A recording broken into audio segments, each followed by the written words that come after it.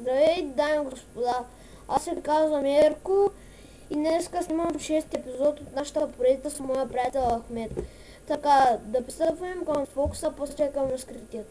За този фокус ни е нужен един ластик от големите, аз съм избрал, и едно с карти без жокерите, отделил съм ги. Да махнем ластика за сега да не ни пречи. Така, ще разбъркам цялото тесте, за да се уверите, че нещо не съм ги нагласил. Ето.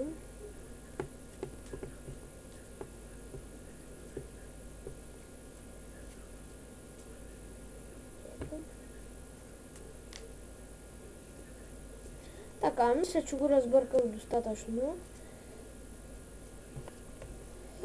Така, днеска нямам асистент. Извинете, да се останава обратно. Днеска нямам асистент, затова ще асистирам сам. Така, например, асистентът би избирал пълно произволна карта. Ето я, осмица с пътия. Така, да я сложим на едно произволно място, къде да го сложа и така да го сложа. Така.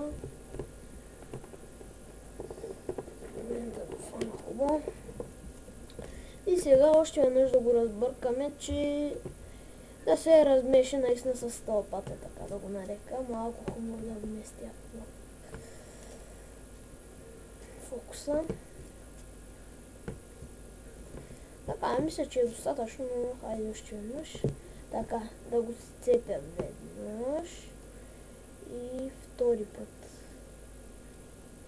Така. Да обърнем първата карта. Така. Тази не е вашата карта, нито пък тази.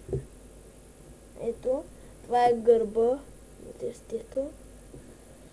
Ето, превзаята и взимаме ластика. Моят е голям, затова го вливам два пъти, че да може да го захване добре. Ако вашия случайно е малък, увидите го веднъж, както срещате, ви си знаете. Така, да изтеглим първите две карти. Тази задната и тази предната. Така.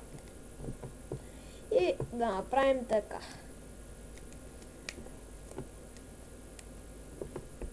Раз напред. Може и назад. Но на мен ми е по-удобно напред. Така, хайде назад да го направим.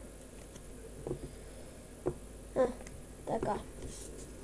Тия две карти вече не ми трябват. Така, ето вижте как станаха. Това не е нашата и това не е нашата. Но сега нашата ще се появи. Ето я и нея. Не я виждате, нали? А сега видяхте ли я? Така, много лесен и елементарен фокус. Така, пристъпваме към разкритието. От началото, нали, разбърквам ги, но за да стане по-кратък фокуса, да не разбърквам сега много. Така, и като ги отворите, избирате си напълно произволна карта. Ето, например, осмица, купа ви са падна този път. И като кажете, че го поставите на произволно място, вие всъщност го поставите така. Например, ей леко да се застъпва с последната карта. Че като почнете да ги събирате, тя да остане вашата последната. Ето.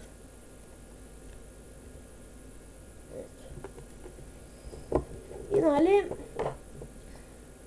като почнете да разбърквате, нали някои хора разбъркват тъй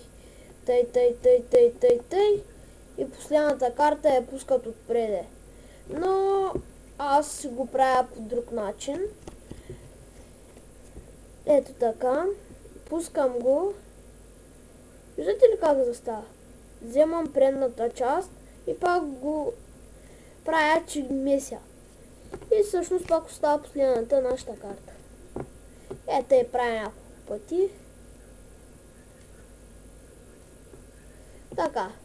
И пак последната е нашата. Тук влиза в употреба ластика, нали? Но като кажете, че обърнете първата карта, вие всъщност фащате първите две. Ето. И десятка с пътия, при моя случай остава навънка. Ето. А под нея е нашата карта.